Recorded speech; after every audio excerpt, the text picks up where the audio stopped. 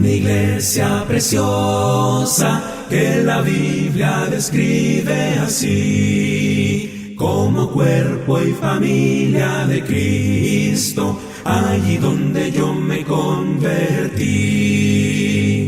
Oh, ven, ven, ven, ven, ven a la iglesia de Cristo. Que Dios os guarde a todos vosotros, hermanos y amigos, amigas. Bienvenidos al estudio doctrinal de este día viernes. Les damos la bienvenida de parte de la Iglesia de Cristo en Villa Alemania, justamente con todos los pastores, diáconos y toda la organización bíblica. Les saludamos con amor fraternal en Cristo Jesús. Vamos a dar inicio a este estudio doctrinal a través de palabras de oración, para que nuestro Dios Todopoderoso sea el invitado de honor. Hagamos esa plegaria donde solicitemos su presencia y Él pueda ser nuestro invitado especial en este estudio. Igualmente podamos aprender de Él todo lo que nos va a enseñar. Nuestro hermano Edgar Gómez estará presidiendo la oración inicial, igualmente pidiendo la bendición al mismo tiempo para el estudio bíblico. Hermano Edgar estará con nosotros. Buenas noches, queridos hermanos, que Dios nos bendiga a todos. Vamos a hacer la oración inicial para poner esta adoración y este estudio en las manos de nuestro Dios. Inclinemos nuestros rostros y oremos. Padre bendito, Dios Todopoderoso, te damos gracias, Señor, a esta hora.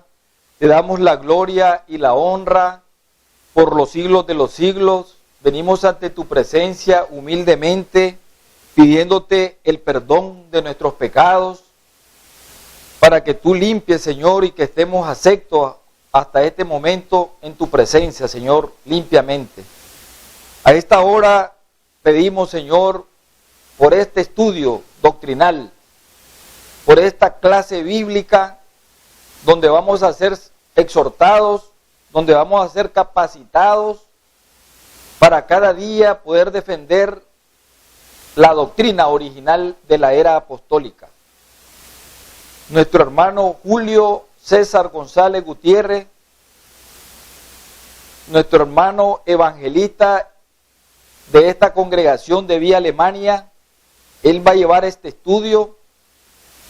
Que tú le des esa sabiduría, que tú le puedas hacer recordar todo lo que él ha estudiado, y que él siempre esté anuente, Señor, a estarnos exhortando y a estar en esos estudios de todos los viernes, de mucha fortaleza, de mucho ánimo para nuestra vida espiritual. Que todos los que reciban este estudio, los que están escuchando, los que van a escuchar este estudio, de que estén receptivos, de que estén hasta con lapicero y cuaderno apuntando esos versículos bíblicos, porque debemos de manejarlo, porque a la hora de defender esa doctrina, nosotros debemos de hablar con ellos y demostrarlo a través con la Biblia en mano. Bendito y alabado sea, Señor. Gracias por esta bendición. Bendice a todos los presentes aquí y los que nos encontramos en los hogares. A todos por igual. Gloria y honra para ti. En el nombre de Jesús, nuestro Señor, nuestro Salvador, te lo pedimos y te damos las gracias. Amén. Bien, que la honra y la gloria sea para nuestro Dios Todopoderoso.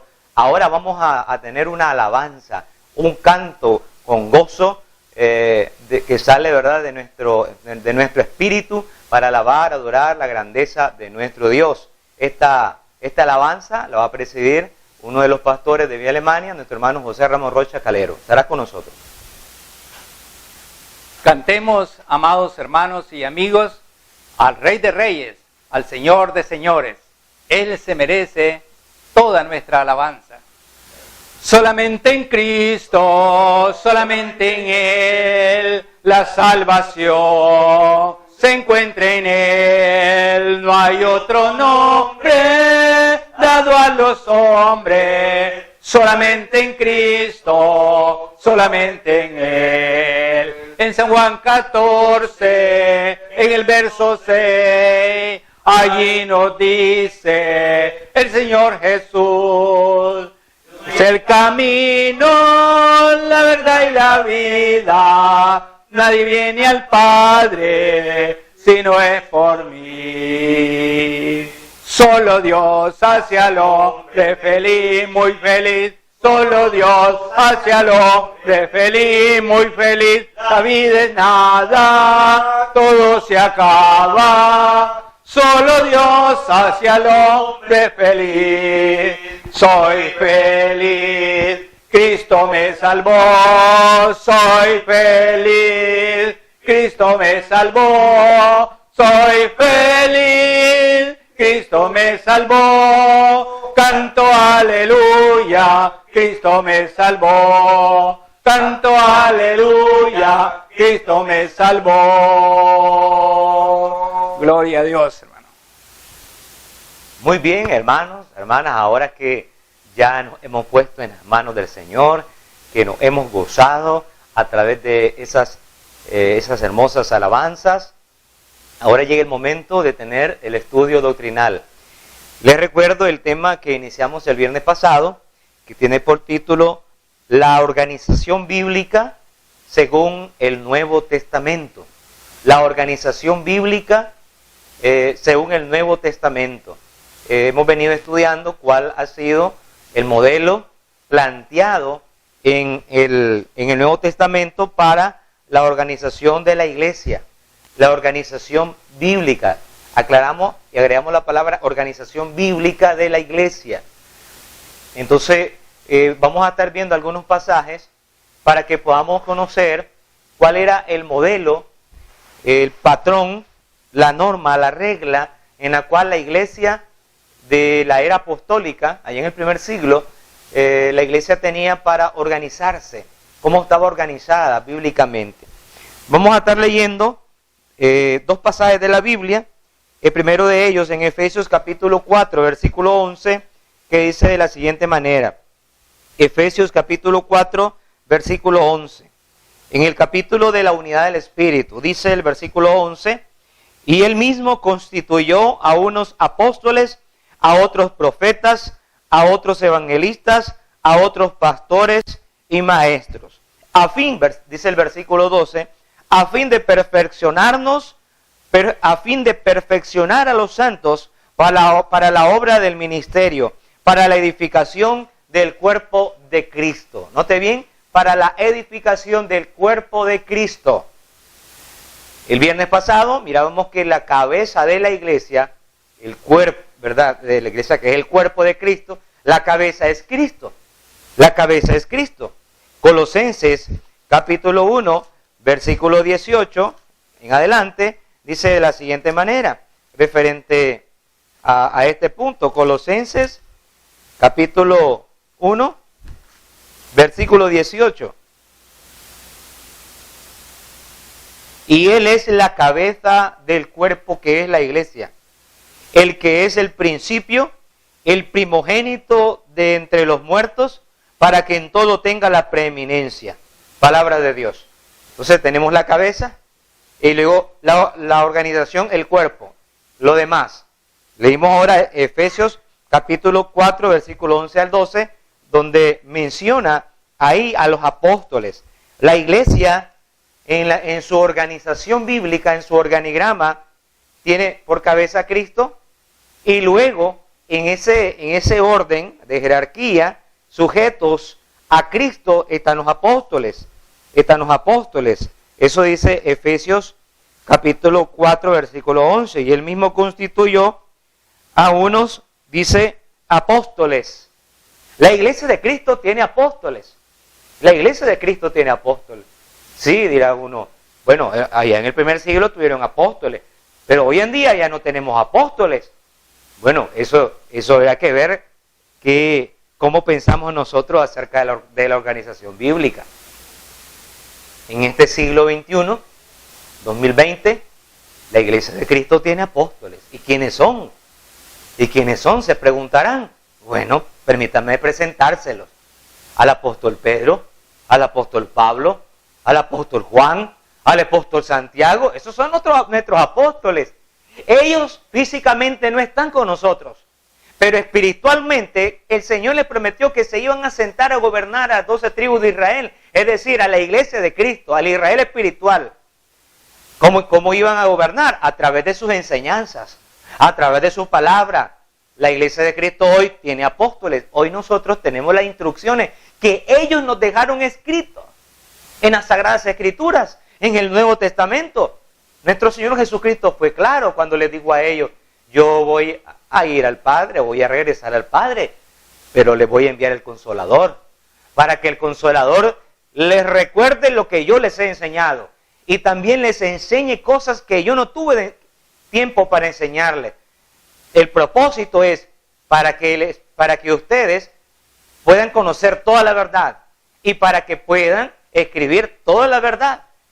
En otras palabras, el Espíritu Santo guió a toda la verdad a los apóstoles. Juan, capítulo 16, versículo 13, dice así.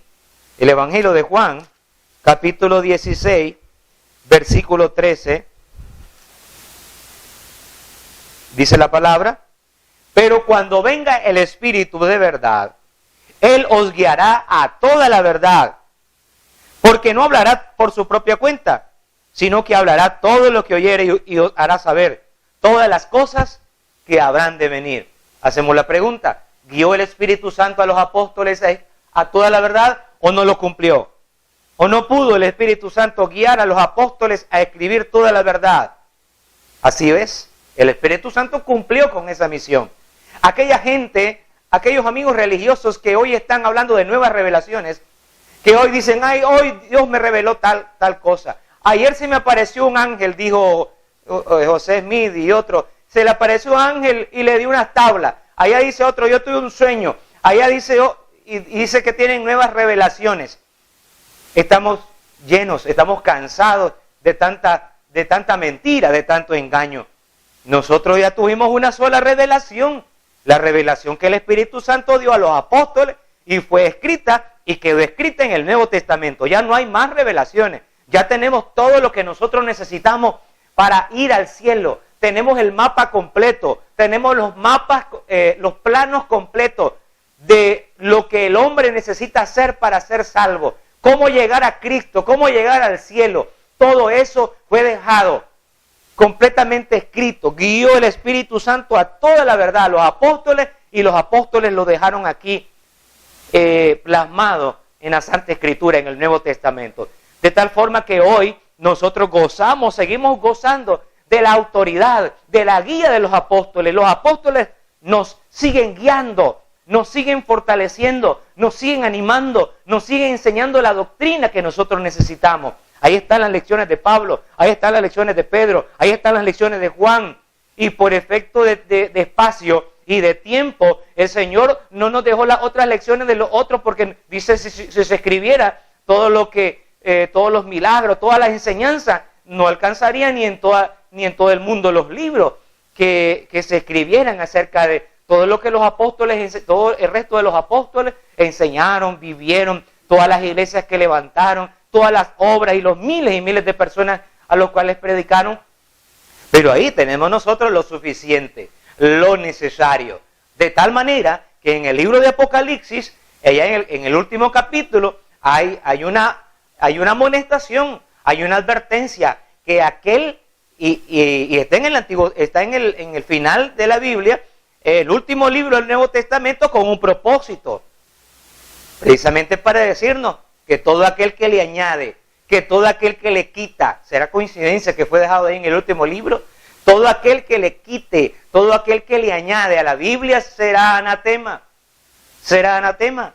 Entonces, agregarle y decir que hay nuevas revelaciones, que hoy soñé y que Dios me reveló tal cosa, que la Virgen allá nos dio una revelación, que el pastor allá dijo otra revelación, eso es total y completamente falso. No hay que hacer caso a tales falsos profetas. La única revelación absoluta que tenemos nosotros se encuentra en el Nuevo Testamento, la doctrina apostólica. Entonces, ahí tenemos, la Iglesia de Cristo tiene apóstoles. Ellos siguen viviendo. Ellos siguen viviendo a través de sus enseñanzas y están escritas. Cuando nosotros necesitamos saber algo, vamos a ir a las instrucciones que fueron escritas y nosotros las acatamos y las seguimos. Entonces la iglesia tiene a Cristo por cabeza, luego están los apóstoles, ¿verdad? Los apóstoles, y posteriormente abajo de ellos se encuentran los ancianos o pastores. Ancianos o pastores. Posteriormente en esa jerarquía se encuentran los diáconos. Los diáconos son los que velan por las necesidades materiales, los que tienen que ver con el servicio, con el ministerio de los pobres, con la benevolencia, con las necesidades materiales y otros aspectos relacionados a eso, a lo material. Están los diáconos. Posteriormente, ahí en el organigrama que nos presenta la palabra del Señor, están el evangelista o los evangelistas, están los profetas, los predicadores o maestros, ¿verdad? Son los mismos profetas, predicador, maestro, son los que se encargan de la enseñanza, de la instrucción. Entonces, vemos ahí que esa es la organización bíblica que el Señor ha dejado. Cada iglesia de Cristo tiene una pluralidad de pastores o ancianos u obispos. En la clase pasada mirábamos de que esos tres nombres, pastores, ancianos u obispo, también otras traducen presbútero o presbítero, se refiere al mismo cargo. No son tres cargos distintos, sino que son formas de describir funciones de un mismo cargo. Ya vamos a estar viendo a qué se refiere cada una de esas palabras. Hermanos, amigos, este es el modelo que el Señor ha dejado en el Nuevo Testamento. Ahí tenemos nosotros el modelo, el plan, el organigrama. Si nosotros queremos imitar a la iglesia del Nuevo Testamento, tenemos que seguir ese modelo y hacerlo como está ahí en el Nuevo Testamento. ¿Qué sucedería si nosotros cambiáramos la organización y pusiéramos otros cargos, otros nombres o otro tipo de autoridad que la que el Señor dejó delegada en el Nuevo Testamento? Estaríamos convirtiéndonos en anatema, estaríamos agregándole, anexándole o quitándole a la palabra del Señor. Esos son los nombres: ancianos, pastores u obispos. ¿Qué sucede entonces con otros nombres extraños a la Biblia? Por ejemplo, el cargo de cardenal, el cargo de arzobispo. Arzobispo, la Biblia habla de obispo o pastores, pero arzobispo, eso no aparece en la Biblia. La palabra arzobispo fue agregada después debido a la apostasía, porque lamentablemente esa fue parte de la apostasía, la iglesia que se apartó de la verdad, la iglesia que quiso cambiar el patrón bíblico en donde cada iglesia tiene una pluralidad de ancianos y todos los ancianos, pastores u obispos tienen igual autoridad. La apostasía cambió eso.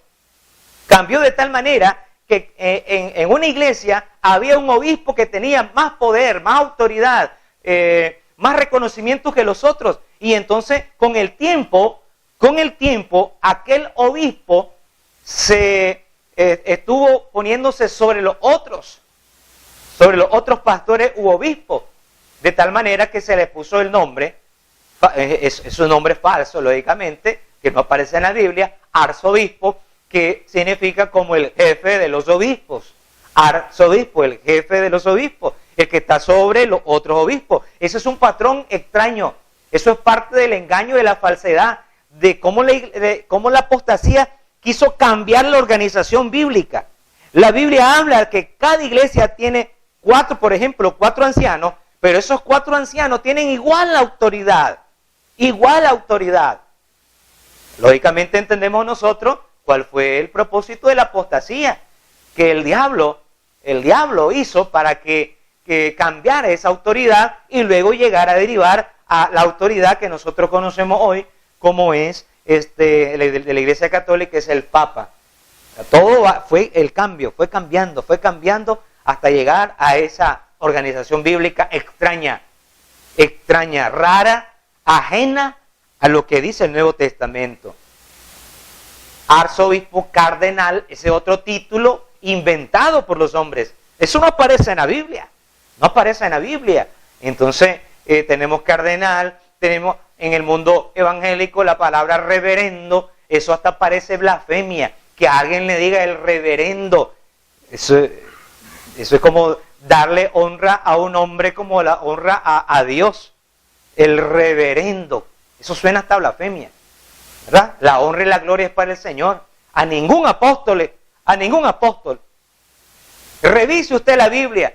Usted que se llama reverendo, o usted que le exige o que le pide a sus feligreses, a sus discípulos que le digan así, que le digan de esa manera, cuando a Pedro, a Juan o cualquiera de los otros apóstoles, alguien les llegó a decir reverendo, invento también, eso no aparece en la Biblia, que a un líder de la iglesia de Cristo, algún pastor, algún evangelista, algún apóstol, alguien le digo, aquí el reverendo, el fulanito de tal, el apóstol aquí. Vemos nosotros ese otro asunto. Hay pastores evangélicos que se dicen llamar apóstoles. Hasta dónde llega la falsedad, hasta dónde llega el engaño, que cuando eligieron a Matías, a repuesto de Judas, se pusieron los requisitos para ser apóstol. Se pusieron requisitos para ser apóstol. ¿Cuáles eran los requisitos? Haber visto a Cristo resucitado. Ese fue el requisito principal. Buscaron entre los que estaban ahí a personas que habían sido testigos de la resurrección de Cristo, que le habían visto vivo. ¿A quién? ¿Cuál de estos apóstoles? A menos que digan que lo vieron en sueño. Hasta eso llegaría su falacia y su engaño de decir, sí, yo lo vi, se me apareció en sueño. Qué bonito. Entonces, nadie puede hoy decir que es apóstol de Cristo, pero sin embargo, los pastores se dice que son el apóstol y reverendo. ¿Quién te puso ese nombre? Te lo pusiste vos solo. La iglesia no te lo puso, vos solo te lo pusiste, o durante todo este tiempo, tantos años, ellos mismos se ponen títulos y títulos, el apóstol y reverendo y el profeta. ¡Qué barbaridad! ¿Dónde? ¿A dónde han puesto la escritura? ¿A dónde la has puesto? Tal vez la has guardado debajo de la cama, debajo del ropero, pero nada más, porque de ahí no sabes utilizarla, porque ¿cómo te dice llamar apóstol si no llenas ese requisito? ¿Dónde has visto a Cristo resucitado? Por eso hoy físicamente no hay apóstoles. Los únicos apóstoles que están gobernando la iglesia, están gobernando a través de las escrituras que ellos nos dejaron. ¿Y cómo lo pueden hacer eso? De la misma manera como cuando se dio aquel caso de el rico y Lázaro, cuando en el tormento le dice Abraham al rico, le dice, allá dice tienen a Moisés y a los profetas, dice, óiganlo, porque el rico en el tormento, eso está en el Evangelio de Lucas, capítulo 16, en el tormento, él le pide que él quiere ir a avisarle a sus parientes que están vivos, ¿verdad? Él quiere volver a la vida, él quiere regresar a la vida y advertirle a sus familiares que se porten bien para que no vayan al tormento. Pero entonces viene ahí Abraham, le dice, no, vos no podés ir, vos no podés salir de aquí, ahí déjalos a ellos, porque ellos tienen, dice, a Moisés y a los profetas, ellos tienen que lo oigan a ellos. Pero ¿a dónde estaban Moisés y los profetas? Vivos en ese tiempo, en el tiempo que Cristo, en el tiempo de Lucas. ¿Dónde estaban Moisés y los profetas vivos? Vivos no estaban, pero sí, físicamente no estaban vivos. Sus cuerpos no estaban en la tierra, vivos, pero sí estaban sus enseñanzas. A eso se refiere la historia de cuando dice Abraham, a Moisés y a los profetas tienen. Óiganlos, síganlos. De la misma manera hoy nosotros tenemos a nuestros apóstoles, Pedro, Pablo, Juan, Santiago, Jacobo, y no estoy hablando del pastor que se llama Juan o Santiago, ¿verdad? No. Y puede decir alguien, me llamo Pedro, yo soy el hermano Pedro, y por eso eres apóstol. No, tampoco eso vale. Pero tenemos nosotros los apóstoles, ahí están, ellos vivitos y coleando. Pedro, Pablo y todos ellos nos están guiando a través de las escrituras. ¿Por qué entonces algunos quieren llamarse? Porque hay otras iglesias que tienen apóstoles y tienen 12 apóstoles. Lo hacen esa iglesia porque ellos a través de eso quieren cambiar la doctrina. Como a solo los apóstoles se les dio el privilegio, la autoridad para enseñar y adoctrinar. Solamente a los 12 apóstoles el Señor les dijo, todo lo que atares en el cielo, todo lo que atares en la tierra será atado en el cielo. Así es, así le digo el Señor, le dio esa autoridad a los apóstoles. Entonces algunas iglesias se han inventado eso de que tienen apóstoles para que ellos cambien a su gusto la doctrina. Dios es sabio, hermanos y amigos. Jesucristo es sabio. Por eso Él dejó esa autoridad únicamente a esos 12 varones que estuvieron con Él durante ese tiempo. Y eso que dijeron no se quedó en palabras, sino que fue escrito y está aquí en las palabras, en las escrituras. Y es por eso, esto es algo importante, es por eso que nosotros ahora podemos contar con esa autoridad. Cristo lo hizo, sí, sabiamente, para que nadie inventara cosas, para que nadie dijera, ahora vamos a hacer tal arreglo, ahora vamos a hacer tal cambio, porque yo soy apóstol. Eso es falso. Hoy vivos no hay apóstoles. Los únicos apóstoles a los cuales nosotros debemos seguir, a los cuales usted debe oír, a los cuales Jesucristo dijo, y están ellos, a ellos fue dado el Espíritu para los que lo guiara a toda la verdad, a los apóstoles, a ellos nada más. Así que si usted se llama apóstol, ese es el momento de corregir y decirle a quienes usted le guíe, mire, ya no me llamen así apóstol, porque eso es hasta blasfemia. Yo no he visto nosotros no hemos visto a Cristo, aunque no le hemos visto, pero creemos en Él con toda la fuerza de nuestro corazón. En aquel tiempo sí, hubieron personas que lo vieron. No hay más apóstoles, ellos son los únicos que nos guían. Entonces, ahí tenemos ese organigrama. Esa es la organización de la iglesia del Nuevo Testamento, a la cual nosotros debemos seguir, debemos imitar.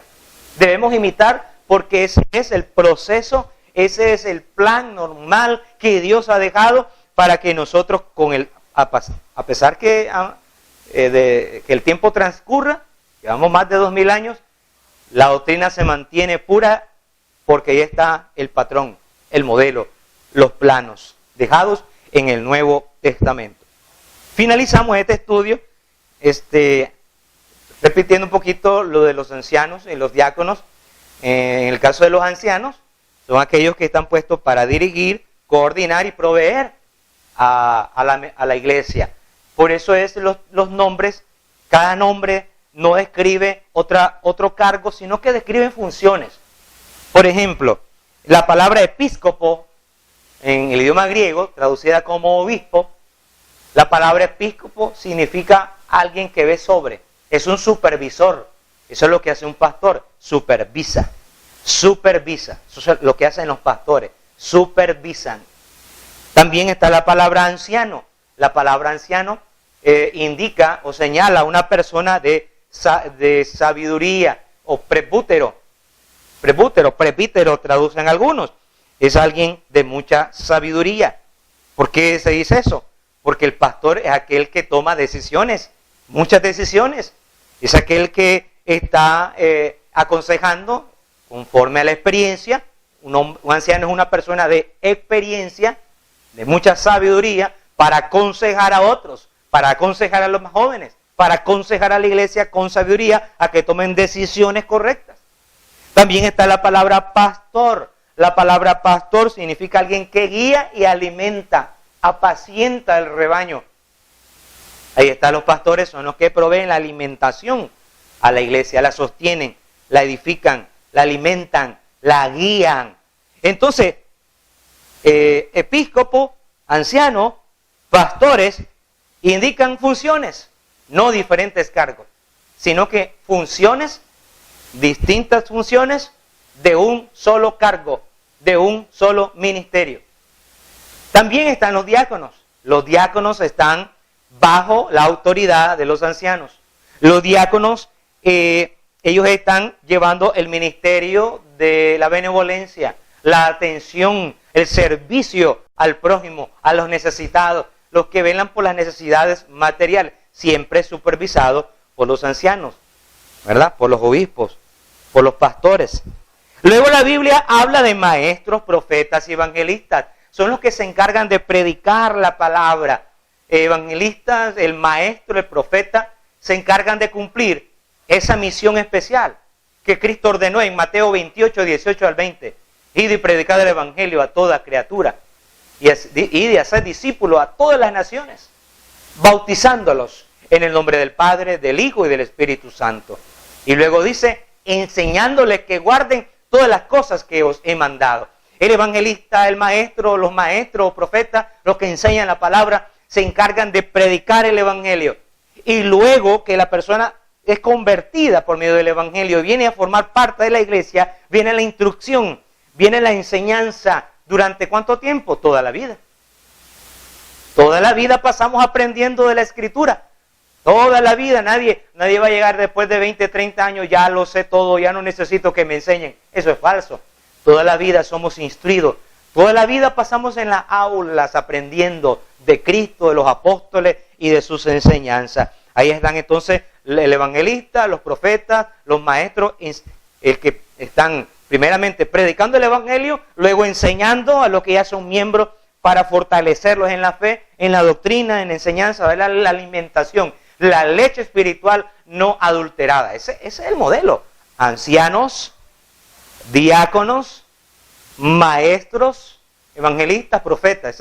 Esos son los nombres. Usted puede ver aquí en estos nombres que habla el Nuevo Testamento, no aparece ahí ni reverendo, ni cardenal, ni arzobispo, ni cosa por el estilo, ¿verdad? Todo eso fue un invento que vino después por todo lo que se conoce como la apostasía, que es la iglesia que se apartó por medio del engaño, que cambió, ¿verdad?, la doctrina y luego la organización de la Escritura. Ya lo había advertido, el apóstol Pablo ya se lo había advertido a los hermanos allá en Éfeso, en el capítulo 20, creo que lo leímos el viernes pasado, donde le dice, mirad por vosotros y por todo el rebaño en que el Espíritu Santo os ha puesto por obispo, para apacentar la iglesia del Señor, la cual él ganó por su propia sangre.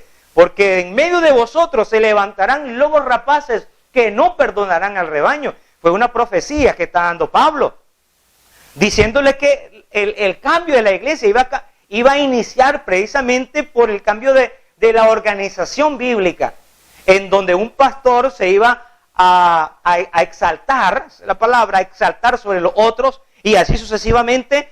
Ese pastor se exaltó, ese obispo, ya no sobre una iglesia, sino sobre varias iglesias, luego sobre una comunidad, sobre un barrio, luego sobre un país, luego sobre una región, hasta que llegó el punto que ese pastor, ese obispo, se llegó a convertir en llamado el Papa, el producto de la apostasía, del cambio. La iglesia tiene una sola cabeza, la iglesia de Cristo, la iglesia verdadera, y su cabeza no es el Papa, no es ningún hombre. La iglesia tiene una sola cabeza, es Cristo.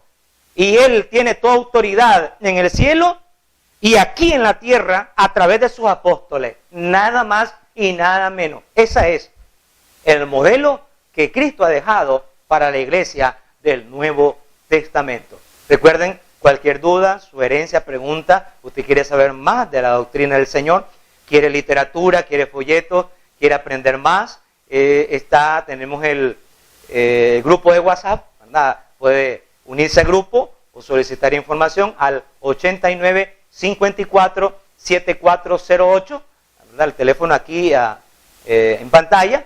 También puede escribirnos al correo González, aquí arriba, gonzalezgutierrez.julio1971 @gmail.com, en donde usted puede solicitar de forma gratuita y sin ningún compromiso. El hecho de que usted reciba un folleto, una carta, un libro, no quiere decir que usted va a hacer algo que usted no quiere. No hacemos eso. No utilizamos los folletos, los estudios para forzar a alguien a hacer algo que no quiere. Es simplemente lo que queremos es distribuir de una manera gratis el estudio bíblico y sin ningún compromiso. Bien, nos despedimos teniendo una alabanza, un canto a nuestro Dios Todopoderoso. Cantemos y alabemos al Señor. En la casa de oración se siente el gozo. En la casa de oración se siente el gozo. En la casa de oración se siente el gozo.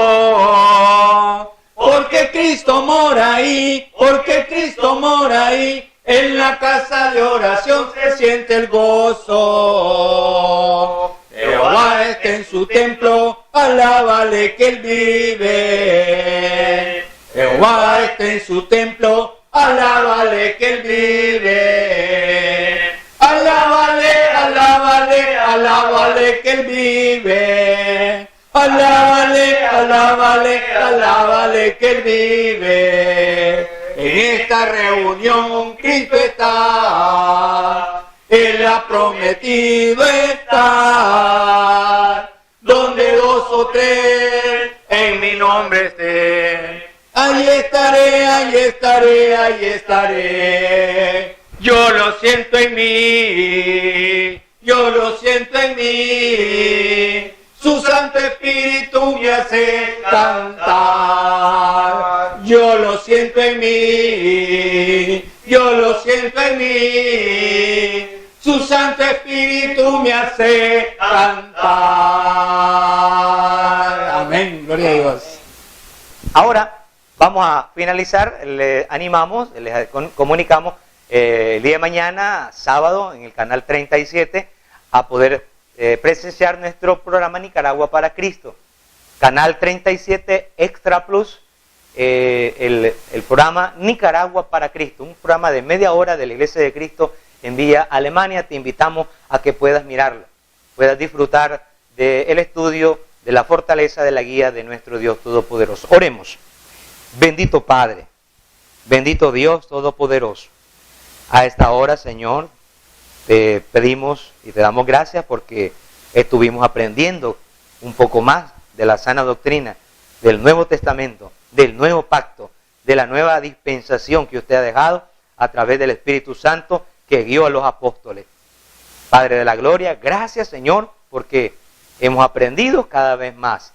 Permítenos poder retener ese conocimiento y ponerlo en práctica en nuestro diario vivir. Bendice a tu pueblo, bendice a todos los amigos que están mirando este programa. Si hay enfermos, si hay angustiados, desanimados, ayúdale, Señor. Si hay personas que tienen alguna petición especial, en este momento usted la conoce, ahí en la comodidad de su hogar, o donde quiera que ellos estén en su centro de trabajo, donde quiera que estén, Padre, usted pueda, si es tu santa y bendita voluntad, pueda hacer la obra, el milagro en la vida de cada uno de ellos. Te honramos, te bendecimos y te agradecemos todo. En el nombre de Jesús, amén.